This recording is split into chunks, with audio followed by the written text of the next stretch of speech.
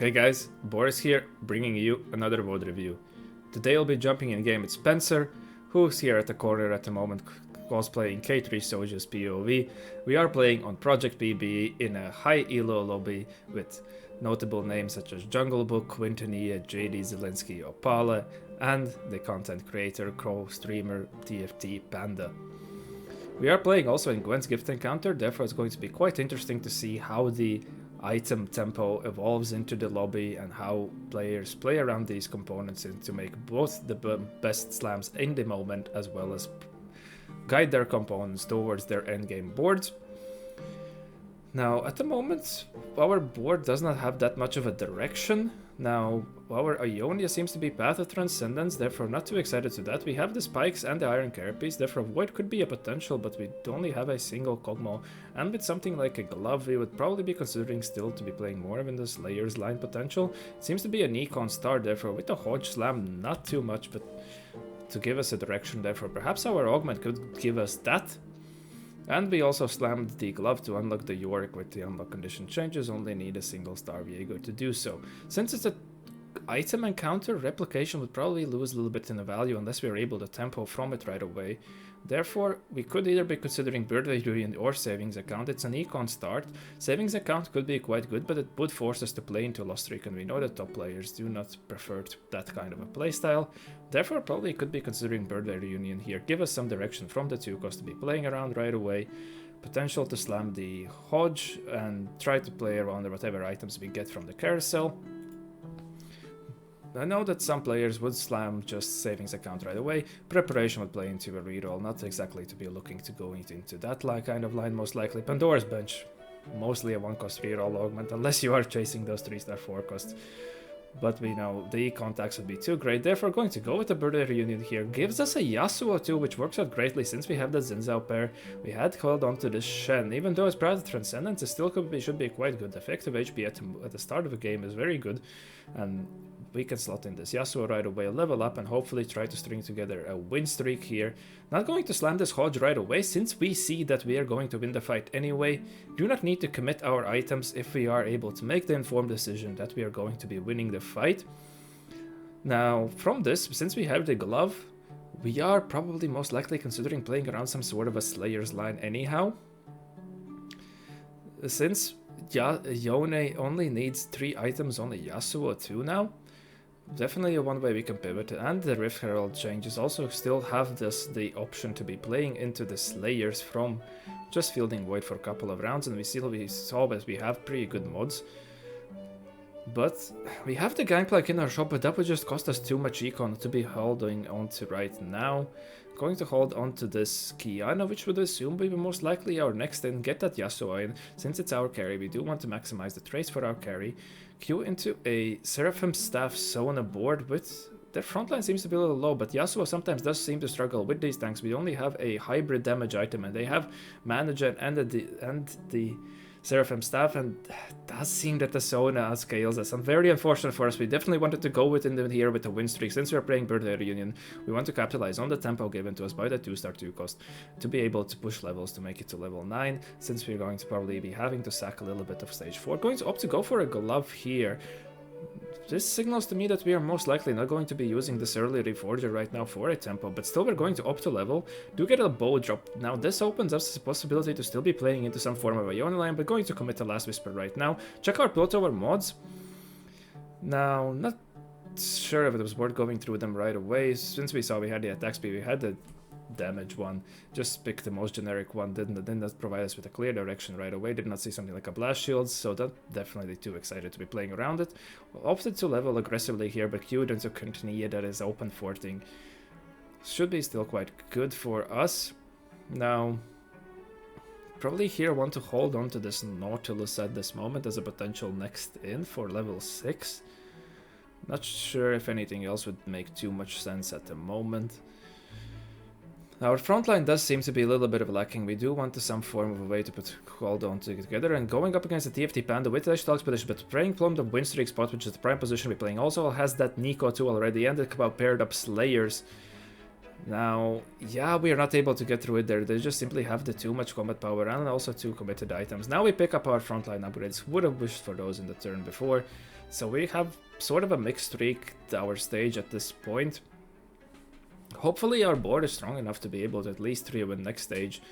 And maybe we are able to find another Recon Augment to make it to level 9 and to achieve some form of a capped state.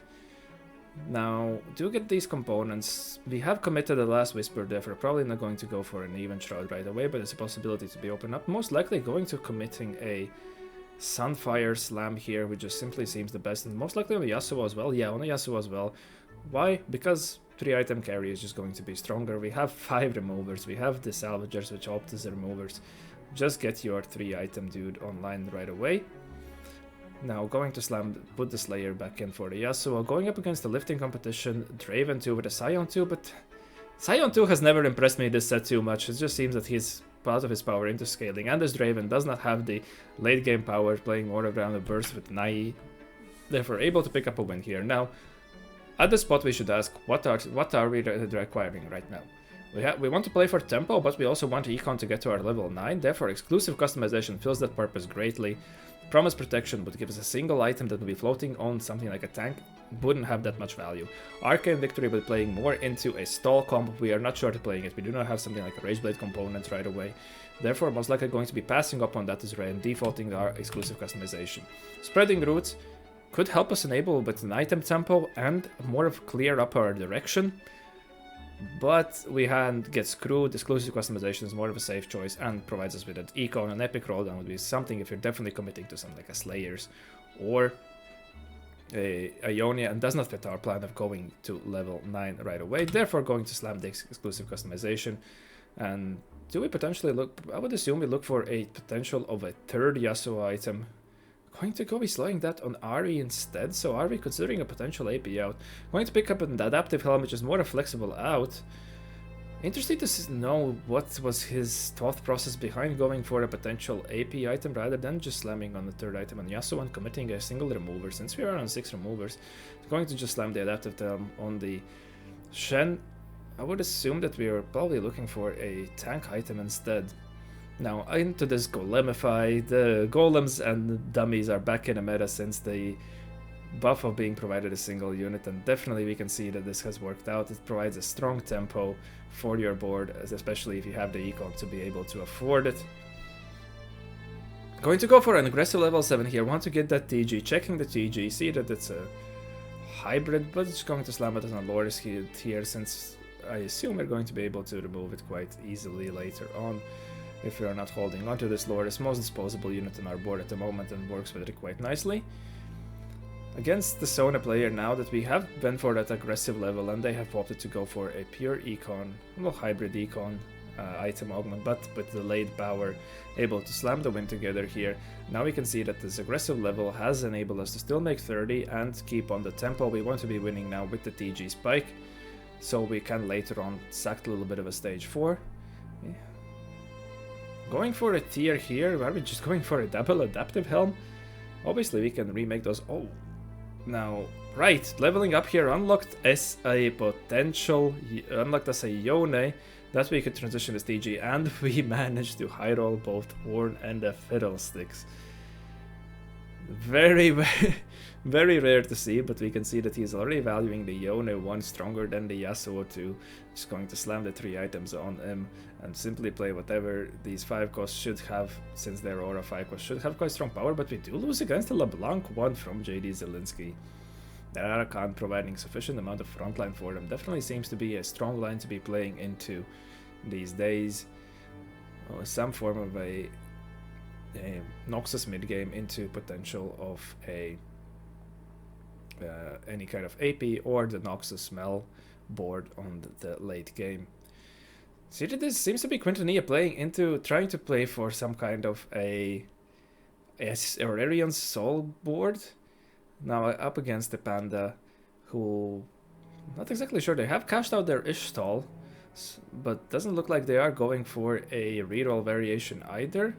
Interested to see what their board is going to be end up going into, but they seem to have a strong, little bit weaker board at the moment, therefore able to pick up a win here. So it looks like we are giving up on this Ionia plan. Now since we had the sword and we had hit the Fiddlesticks, now Our plan definitely seems to be shifting more towards the potential of Slayers, especially now that we also have a full QSSS drop. And our gold orb seems to have been just gold. But we have double rod, we have double adaptive helm. I'm not sure if that's the most excited way to be playing for these Slayers. Going to commit our death cap to the Ornn. Now, oh, perhaps Quintanilla could be going for that Malzahar Zoe Leona reroll that has been floating around as a potential to perform. And since they are rerolling, they also have played from the loss streak and managed to cash out their savings account. We are going to pick up a loss here. A little bit iffy here with the 63 HP. Definitely want to stabilize a little bit on level 8. Component heist would be too much of a delayed power for that. If we had something like an 80 HP, we could be considering at the moment. Money Monsoon could get us perhaps to level 9, but this would be more of a 3-star focus chasing home. Well, hold the line is something very great if you're playing into this potential Slayer kind of board, so most likely leaning towards that at the moment. Giant Mighty, Mormon Stall comp is going for Money Monsoon is the way to potential get to 9, or we could be taking Invested. This could secure us level 9 right away. Soul Awakening is also a very strong combat augment, but could we just be going level 9 on 4-5 with this Invested, using the extra resources we have obtained to go to level 9? Definitely a risky play, but should get us to level 9 with at least 3 lives, and hopefully this extra influx of gold has been able to stabilize us. This is one thing that everyone has noted before with the Invested changes. Now we're mapping out the board here, which seems to be some kind of Arcanist Defender, also with a Mel here. Now this is an interesting board, something that I've definitely not seen before, but perhaps it's something that has evolved from this Project TV. We do get a Darkened Sight that would work greatly if we were playing into these Slayers. Do not know exactly who could be holding onto their planned board, but since the Slayers got their nerf, people are playing it. Also, we're holding on to 80 gold. For those who are still around and perhaps unaware, in this set, you no longer can be sitting on 70 gold with Invested. You have to be 80 gold to be able to receive those 3 rerolls, which has shifted some more players away from this augment. But with Invested, since it's the 3-2 version would require you to fully sack, 4-2 version is what enables you to do this fast 9. We are 38 HP here, which should translate into 3 lives. But we also need to find this Garen, and yeah, we need to find an Ambessa, and I need an Ambessa to die to be able to get this double adaptive helm. Probably greatly plays into this Mel. What is our level 9 2-star 5 cost is a Senna. Going for this crazy roll down here, picking up an Ambessa 2 already, picking up a Seraphine and a Nazir. Very complicated turn, just going to be slamming all the TGs all around. Alright, since we have so many gloves, the potential, yeah, we have so many holders that could utilize these TGs, but very well read that we can just be going for those, playing the pseudo-lucky gloves and able to also get these AP items on the Fiddlesticks right away.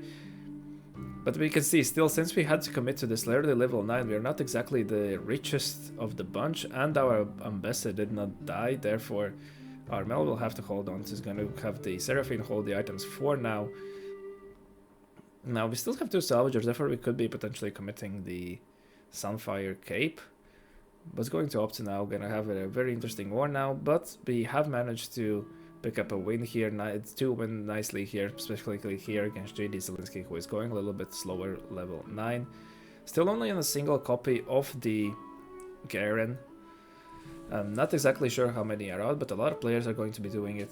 I'm going to try to sack here in a way to get the Ambessa to die. Gonna slam a Chain Vest, which is going to release their ability here. If you have a single star Ambessa, which now is able to unlock Mel, you're definitely able to do it, but 2-star Ambessa, with assuming you have some kind of damage unit, it's just going to be too much since the PV round is so weak.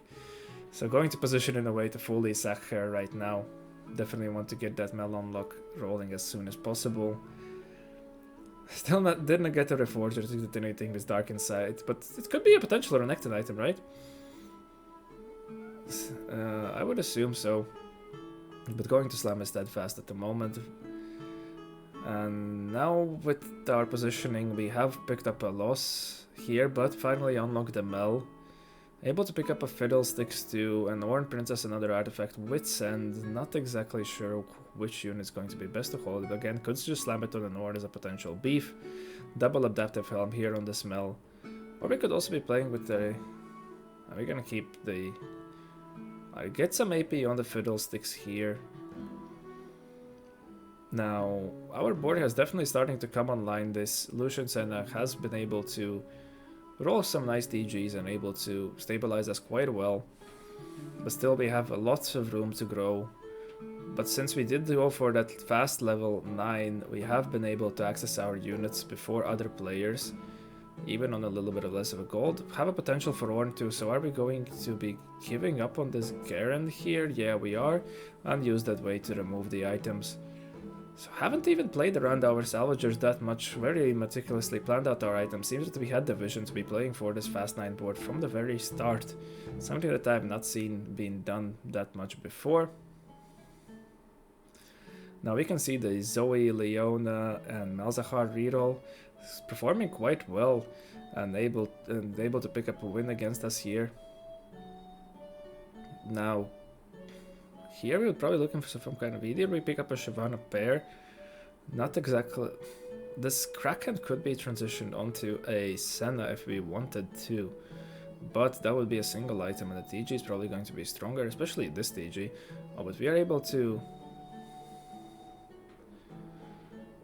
If we opted to remake it, we could something have like a Titans and a QSSS, but the TG is going to have more value here with the slam on the Shyvana. And our board is definitely starting to get there. Up against the Rise Flarior board. Still having a little bit of struggle, but able to complete an alternate here and unlock the Zerath with the long alternate. Definitely potential for a cap, but we are very low on 1 life. And the Zerath Charm is not going to be coming in until a round after, so perhaps we hold on to it and slot him in on a PvE round instead, if we opt to do so. But who would be dropping? We would probably have to be dropping the Sword, but that is our real frontline at the moment. Well, since we do not have particularly any kind of tank items, and we have this Swain here against another Rise Freljord board, definitely seems to be hot into this AB meta here. But able to pick up a win against them since we just have this flexible board power, and it's very definitely an interesting board that I have not seen before, being able to capitalize around this Mel as a more potential carry, giving us a display of some form of a AP Fast 9 other than Arcanists, and we have secured the top 3 already and get the Mel too right now. Now our board, yeah, if I feel like what might be lacking our cap is that we do have the couple of econ augments and our items are more of a form TG, so we are a little bit of mercy of the TG rolls. Do we go for another damage item or want to start sorting out our tank? Seems to be debating himself. Just going to go for another damage item on the Zambesa. Up against a... Seems to be an AP, this very AP heavy lobby here. Able to pick up a win the ghost fight, and we are in a 1v1 left, able to find a Shyvana too. Now, is this, do we have simply enough raw power in the unit quality to be going up against the board from Tartman?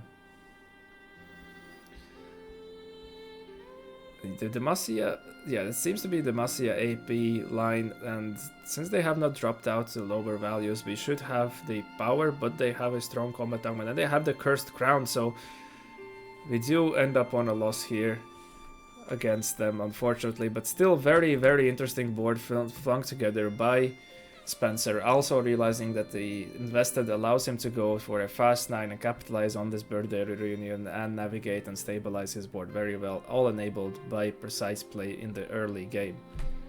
I would like to thank you for watching, and I hope that you learned something new, and I wish to see you in the next one. Have a good one.